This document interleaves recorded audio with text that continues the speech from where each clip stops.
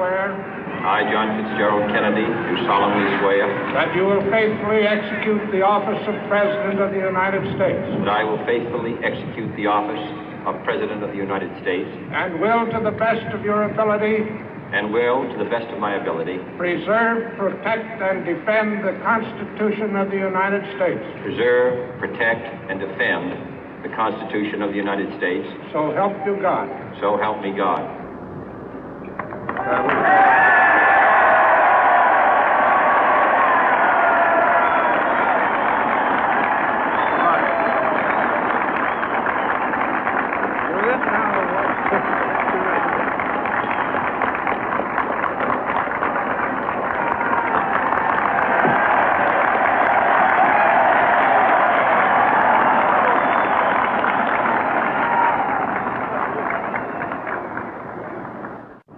Vice President Johnson, Mr. Speaker, Mr. Chief Justice, President Eisenhower, Vice President Nixon, President Truman, Reverend clergy, fellow citizens.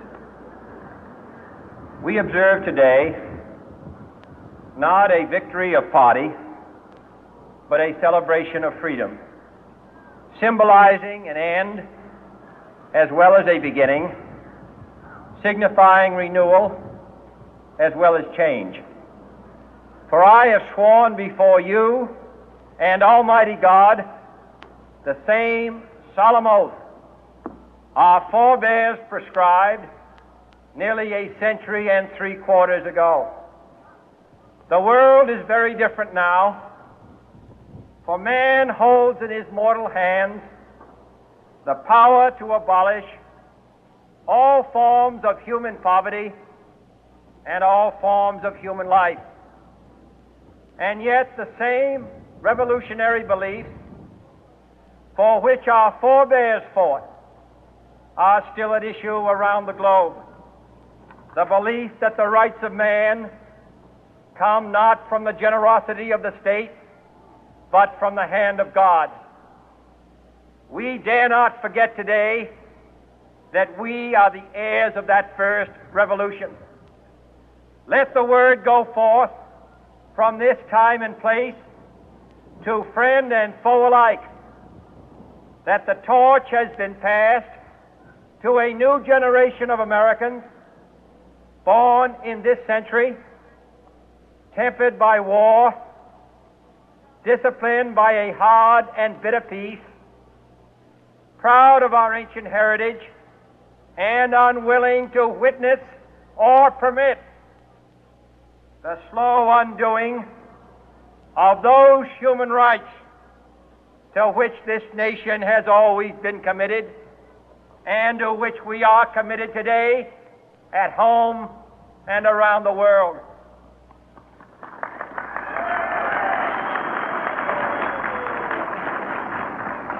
Let every nation know, whether it wishes us well or ill, that we shall pay any price, bear any burden, meet any hardship, support any friend, oppose any foe to assure the survival and the success of liberty.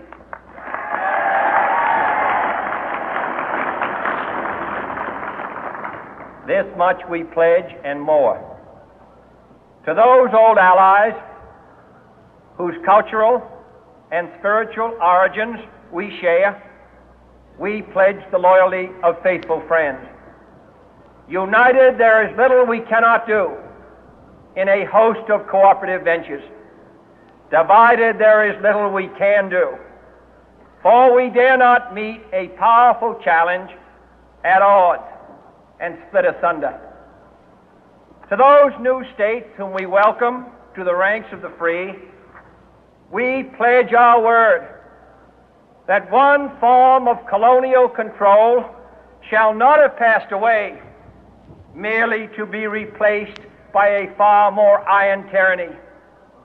We shall not always expect to find them supporting our view, but we shall always hope to find them strongly supporting their own freedom. and to remember that in the past, those who foolishly sought power by riding the back of the tiger ended up inside.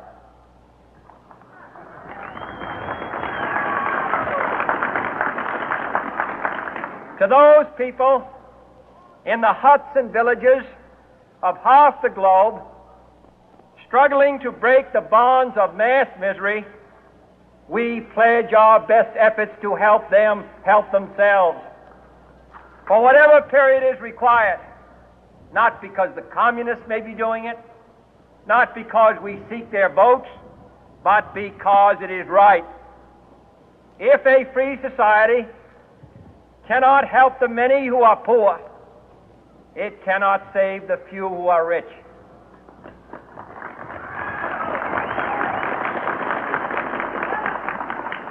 To our sister republics south of our border, we offer a special pledge to convert our good words into good deeds, in a new alliance for progress, to assist free men and free governments in casting off the chains of poverty.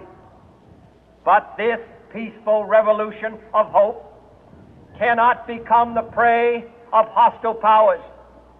Let all our neighbors know that we shall join with them to oppose aggression or subversion anywhere in the Americas. And let every other power know that this hemisphere intends to remain the master of its own house.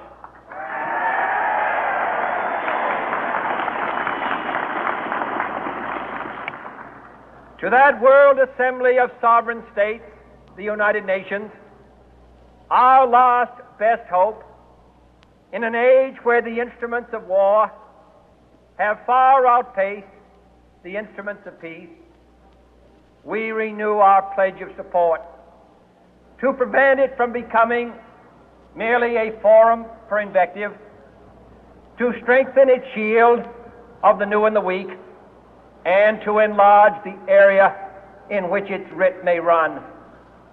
Finally, to those nations who would make themselves our adversary, we offer not a pledge, but a request that both sides begin anew the quest for peace. Before the dark powers of destruction, unleashed by science, engulf all humanity in planned or accidental self-destruction, we dare not tempt them with weakness, for only when our arms are sufficient beyond doubt can we be certain beyond doubt that they will never be employed. But neither can two great and powerful groups of nations take comfort from our present course, both sides overburdened by the cost of modern weapons, both rightly alarmed by the steady spread of the deadly atom, yet both racing to alter that uncertain balance of terror that stays the hand of mankind's final war. So let us begin anew, remembering on both sides that civility is not a sign of weakness, and sincerity is always subject to proof. Let us never negotiate out of fear, but let us never fear to negotiate.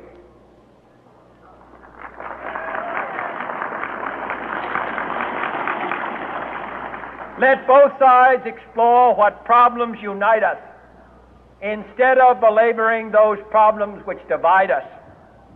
Let both sides, for the first time, formulate serious and precise proposals for the inspection and control of arms, and bring the absolute power to destroy other nations under the absolute control of all nations.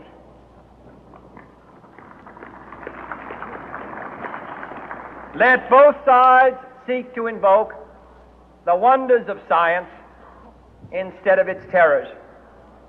Together, let us explore the stars, conquer the deserts, eradicate disease, tap the ocean depths, and encourage the arts and commerce. Let both sides unite to heed in all corners of the earth the command of Isaiah to undo the heavy burden and let the oppressed go free. And if a beachhead of cooperation may push back the jungle of suspicion, let both sides join in creating a new endeavor, not a new balance of power, but a new world of law, where the strong are just and the weak secure and the peace preserved.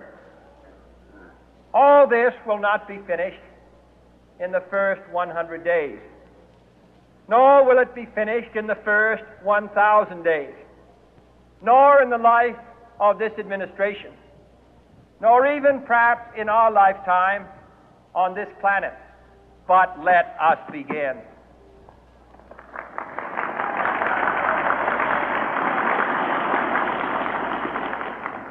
In your hands, my fellow citizens, more than mine, will rest the final success or failure of our course. Since this country was founded, each generation of Americans has been summoned to give testimony to its national loyalty. The graves of young Americans who answered the call to service surround the globe. Now the trumpet summons us again, not as a call to bear arms, though arms we need, not as a call to battle, though in battle we are, but a call to bear the burden of a long twilight struggle, year in and year out, rejoicing in hope, patient in tribulation, a struggle against the common enemies of man, tyranny, poverty, disease, and war itself. Can we forge against these enemies a grand and global alliance, north and south, east and west, that can assure a more fruitful life for all mankind? Will you join in that historic effort?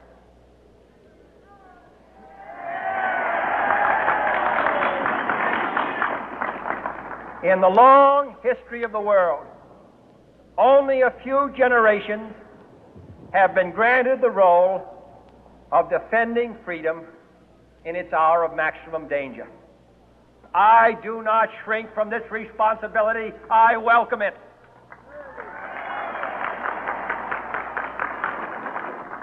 I do not believe that any of us would exchange places with any other people or any other generation. The energy, the faith, the devotion which we bring to this endeavor will light our country and all who serve it.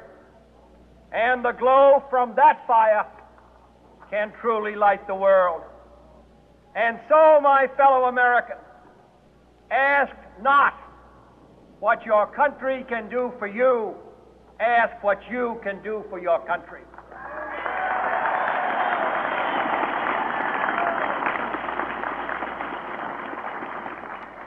My fellow citizens of the world, ask not what America will do for you, but what together we can do for the freedom of man.